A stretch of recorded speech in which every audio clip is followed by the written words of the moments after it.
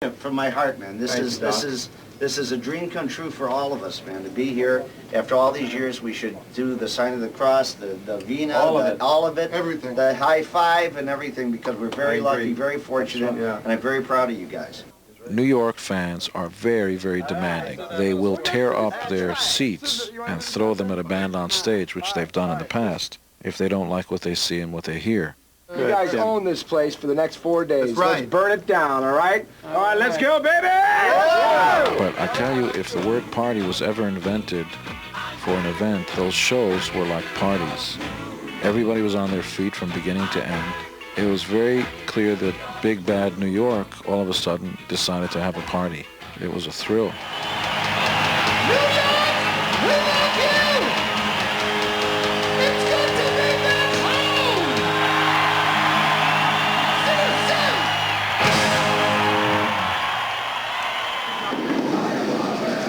Look over there.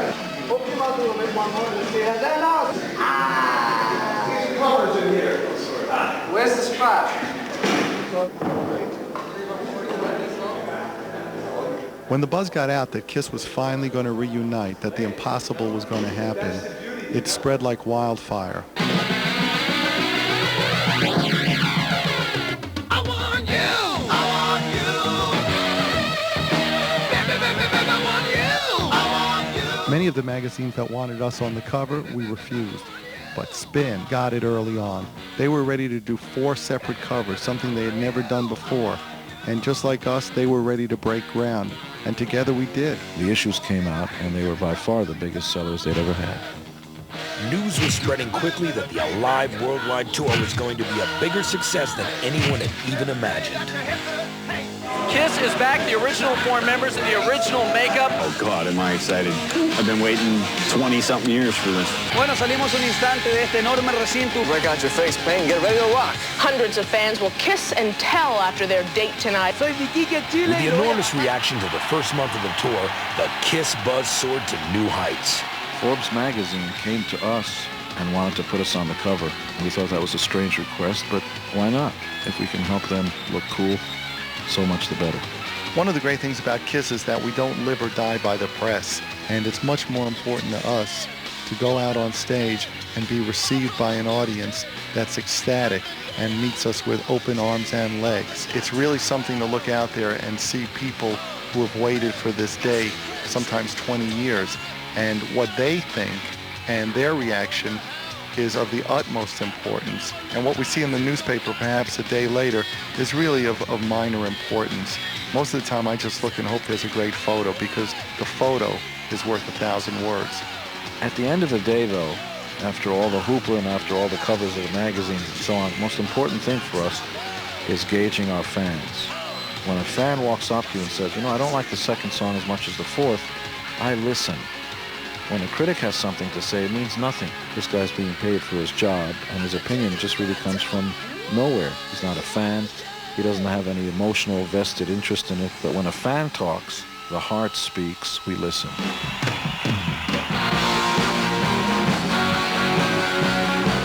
The Kiss Army started in Terre Haute, Indiana, the heartland of America, by a guy named Bill Starkey.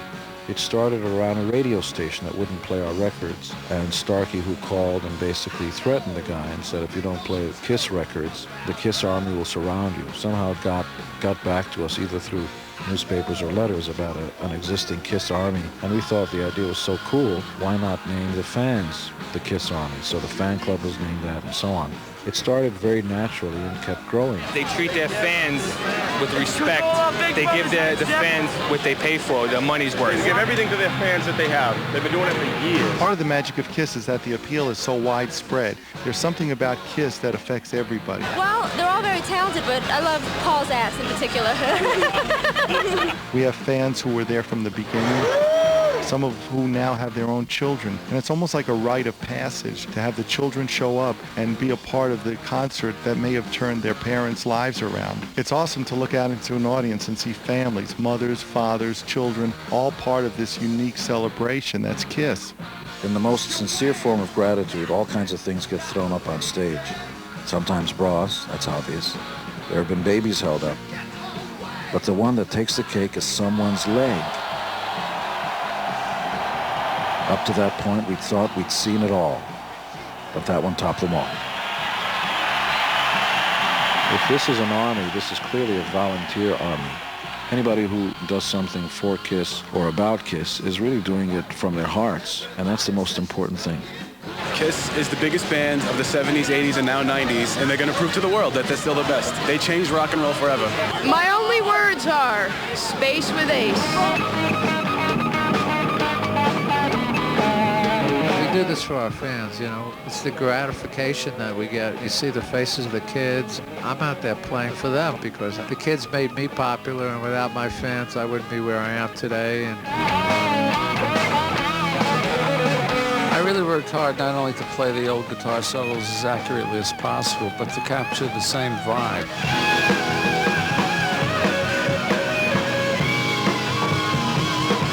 I was impressed by hearing lead guitarist perform the solo just like it sounded on the record. To me, that was a groove. The effects I do on stage, like the smoking guitar, were things that came out of my head and, you know, became my trademark over the years. I just went into a fireworks store one day and put a smoke bomb inside the Les Paul.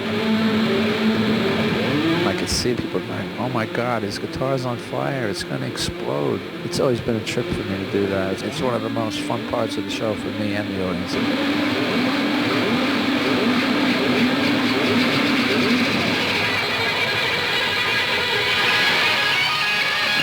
I've always been intrigued by guitars. Guitars are really my life. I never thought of myself as a virtuoso. It just blows me away how many new guitarists say Ace Frehley was a major influence on me. If I knew I was going to influence so many guitar players, I would have practiced a little more.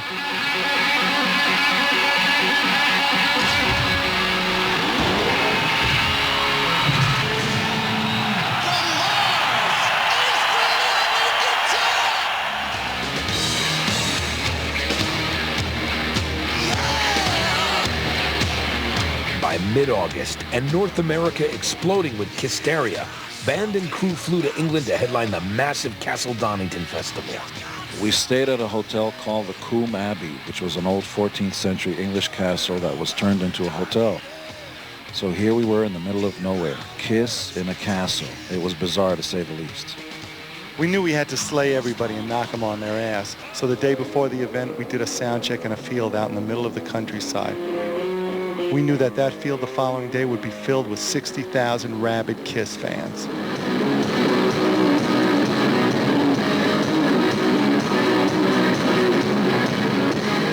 After soundcheck, Paul kept us all entertained on the bus ride back to the hotel. Right, all right then. On with the talent show. But first, I'm going to take a break to brush my tooth. Paul Stanley is absolutely the ringmaster, on stage and off. If there's a stage, he will get on it. If there isn't, he will make one. The consummate ringmaster. It's fucking amazing. It's fucking lovely, isn't it? It's fucking magic. And some of us would try to catch catnaps, even though it wasn't always Peter.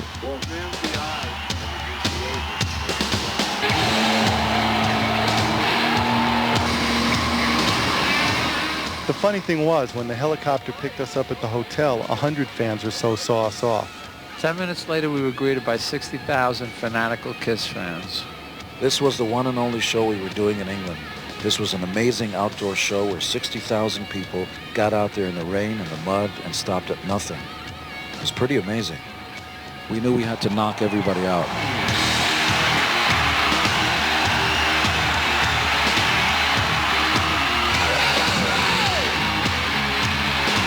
And knock them out they did. The one-off English festival proved to be a huge success, which left the band an open invitation to come back and crush Europe later in the year.